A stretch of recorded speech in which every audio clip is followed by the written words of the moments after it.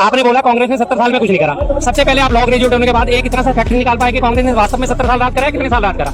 आपकी अंधभक्ति का, आपके मोदी अब इनका सीधा सीधा नजारा ये है कि ऊपर से आवाज चली कांग्रेस ने 70 साल में कुछ नहीं करा, कुछ नहीं करा, कुछ नहीं करा। आपने उसी को रट्टा पकड़ के सुन लो मार के आगे शुरू हो गए कांग्रेस ने 70 साल में कुछ नहीं करा।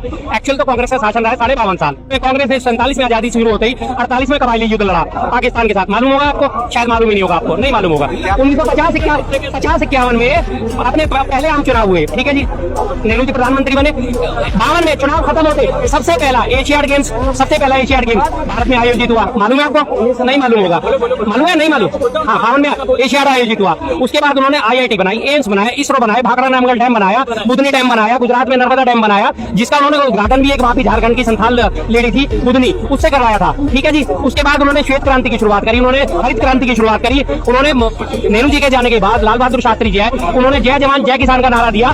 सारे देशवासियों से अपील करी कि हमारे पास अनाज की कमी है। देशवासियों ने उनकी एक अपील पे एक टाइम का खाना छोड़ दिया था। और अपने खुद अमेरिका से गेहूं आयात होता था उस टाइम, अमेरिका से काला कलूटा गंदा गेहूं आयात होता था, उन्होंने वो आयात बंद करा।